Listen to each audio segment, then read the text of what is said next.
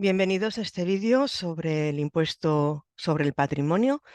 En él vamos a comentar las principales exenciones del impuesto que están reguladas en el artículo 4.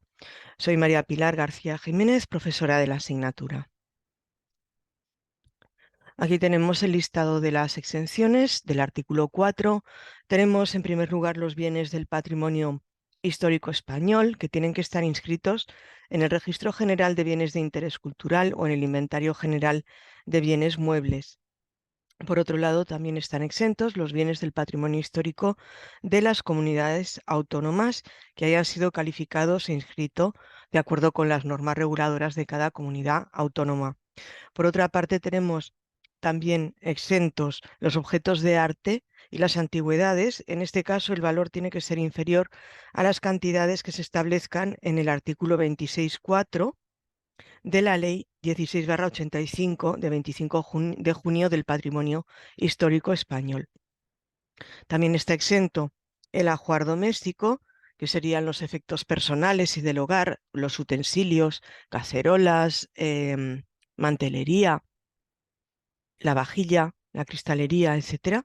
Todo eso, o los muebles también, se consideran como ajuar doméstico. Tenemos después como exención los derechos de contenido económico.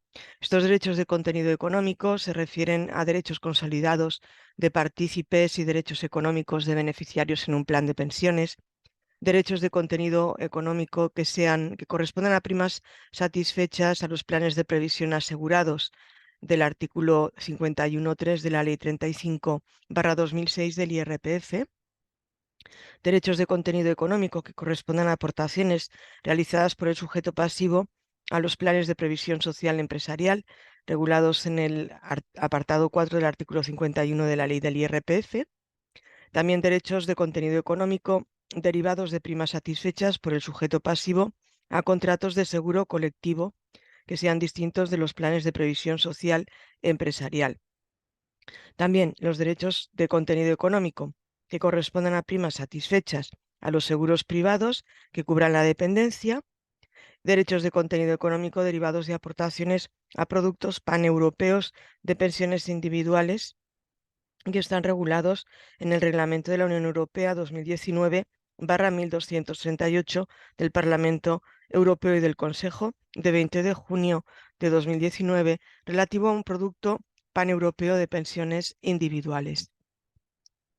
También tenemos como exención los derechos derivados de la propiedad intelectual o industrial mientras permanezcan en el patrimonio del autor y en el caso de la propiedad industrial que no está afecta a una actividad empresarial, porque en ese caso se incluiría dentro de los bienes y derechos de la actividad empresarial. Por otro lado, tendríamos los valores con rendimientos exentos en el artículo 13 de la Ley del Impuesto sobre la Renta de No Residentes, los bienes y derechos necesarios para desarrollar una actividad empresarial o profesional y derechos sobre participaciones en entidades, y por último la vivienda habitual del contribuyente. A estos dos últimos puntos que tenéis aquí ahora mismo en pantalla son a los que nos vamos a referir especialmente en este vídeo. Así que las exenciones en el impuesto sobre el patrimonio las podemos incluir en tres grandes grupos. El primero es el arte, que serían los bienes del patrimonio histórico del Estado y de las comunidades autónomas, los objetos de arte y antigüedades. Luego, aquellas exenciones que son personales, derechos de contenido económico, el ajuar doméstico, la vivienda habitual. Y en tercer lugar, las exenciones relacionadas con la empresa, que son derechos sobre propiedad intelectual e industrial, bienes y derechos afectos a actividades empresariales o profesionales y valores exentos en la ley del impuesto sobre la renta de no residentes. Quizá la organización de esta manera sea más fácil para recordar. Fijaos que en cada uno aparecen tres, excepto en el primero, bueno, que ha agrupado los del Estado y las comunidades autónomas, o sea que en realidad serían tres. Bien, vamos con la exención para la vivienda habitual. Los requisitos son, primero, considerar que sea vivienda habitual y esto tiene un plazo para la ocupación. Se tiene que ocupar y habitar en el plazo de 12 meses desde la adquisición o bien si se ha disfrutado de una vivienda por ejercer un cargo o empleo público, entonces 12 meses desde que se cese del cargo o el empleo. Además, se exige un periodo mínimo de ocupación y es que esté habitada de forma continua y permanente durante 3 años por lo menos. Las excepciones al cumplimiento de los requisitos serían fallecimiento del contribuyente por matrimonio, por separación matrimonial, por cambio de lugar de trabajo. Entonces, no dejaría de ser vivienda habitual en el caso de que se produjesen estas circunstancias y no se hubiese cumplido el periodo de los 3 años. Y el valor exento es hasta un máximo de 300.000 euros.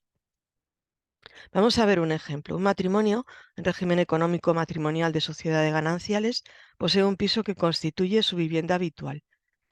La compraron por 700.000 euros. El valor catastral de la vivienda es de 550.000 y no existe valor comprobado firme para esta vivienda.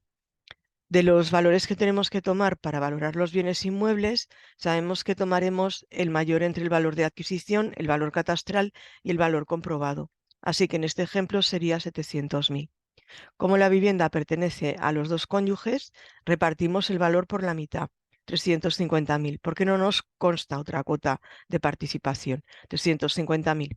Entonces, la exención es de hasta 300.000 euros, por lo que, como hay un exceso de 50.000, cada uno de los cónyuges deberán declarar estos 50.000 euros en su declaración del impuesto sobre el patrimonio. En el caso de la exención de bienes y derechos afectos a una actividad empresarial o profesional, los requisitos que se exigen son, primero, que sea la principal fuente de renta del sujeto pasivo, lo que quiere decir que suponga más del 50% de la base imponible del IRPF. En segundo lugar, el sujeto pasivo debe ejercer la actividad empresarial o profesional de forma personal, habitual y directa.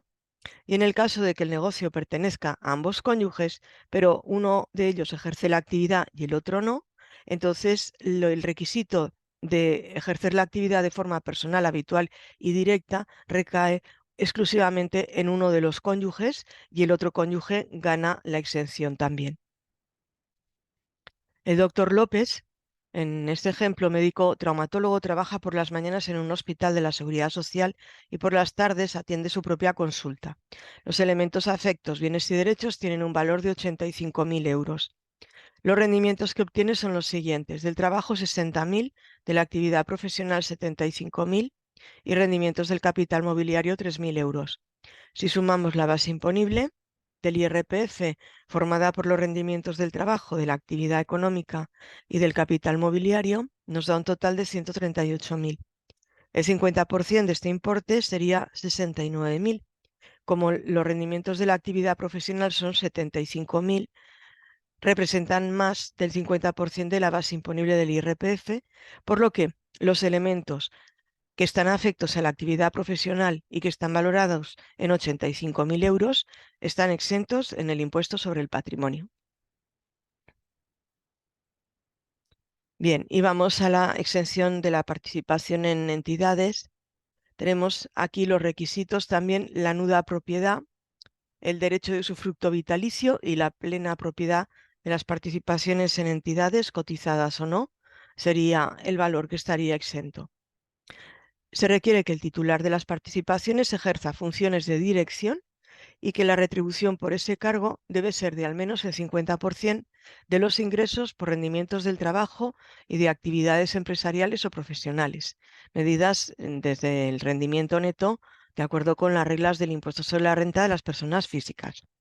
La participación mínima, si es individual, debe ser de al menos el 5%, y si es del grupo familiar, y aquí grupo familiar se considera cónyuge, descendientes, ascendientes o colaterales hasta segundo grado, entonces si es conjunta del grupo familiar debe ser al menos del 20%.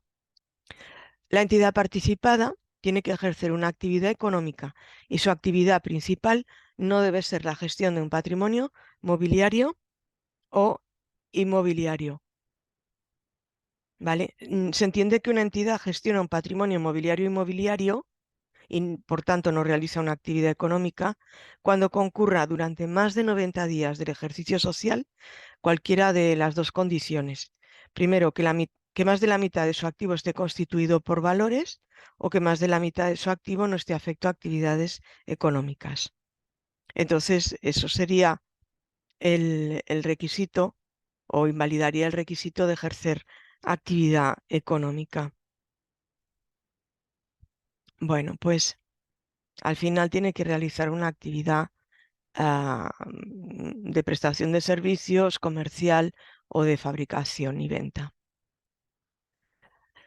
La exención de la participación en entidades, hay que determinar el importe de la exención, que se calcula aplicando al valor de las participaciones que se determina según el artículo 16 de la Ley del Impuesto sobre el Patrimonio, dependiendo de si cotizan o no cotizan, la proporción entre los activos afectos al ejercicio de la actividad empresarial o profesional, menos el importe de las deudas derivadas de la misma y el valor del patrimonio neto de la entidad. Así que hacemos la siguiente proporción. Valor exento será igual al valor de las participaciones, como hemos dicho, determinado según el artículo 16, y lo multiplicamos por un quebrado en el que en el numerador ponemos el patrimonio neto afecto y en el denominador el patrimonio neto total. El patrimonio neto afecto sería, como veis en la última línea, activos afectos menos deudas de la actividad.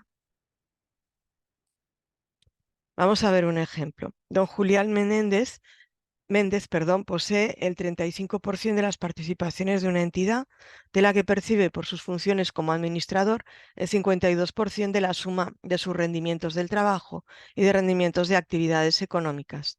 El valor de las participaciones propiedad de don Julián es de 75.000 euros, según el artículo 16 de la Ley del Impuesto sobre el Patrimonio. El activo de la entidad tiene un valor de 1,5 millones y el pasivo exigible de la entidad es de 800.000 euros. Dentro del activo se incluye un bien inmueble no afecto a la actividad, que tiene un valor de 200.000 euros y del que quedan por pagar 55.000 euros. Determinar el valor de las participaciones exentas. Vale, ya hemos visto que el valor de las participaciones es 75.000, que el patrimonio neto de la entidad sería 1,5 millones menos 800.000, como tenemos aquí 700.000, y que dentro de este patrimonio neto se incluye un inmueble que no está afecto a la actividad y que tiene un valor neto de 200.000 euros menos 55.000, que son las deudas que quedan por pagar, es decir, 145.000. Por lo tanto, como este inmueble está incluido dentro del valor del patrimonio neto, el patrimonio neto afecto es el valor restante, es decir, 700.000 menos 145.000, que nos daría 555.000. Así que el valor de las participaciones exentas sería el valor de la participación multiplicado por la parte del patrimonio neto afecto dividido entre el patrimonio neto total. Y eso nos da 59.464,29 euros. Este es el valor de las participaciones exentas. La diferencia entre 75.000 y 59.464,29 euros es lo que se tendrá que integrar en la declaración del impuesto sobre el patrimonio y por lo tanto tributar por ello. Y bien, esto es todo en relación a las exenciones. Muchas gracias por vuestra atención y hasta el próximo vídeo.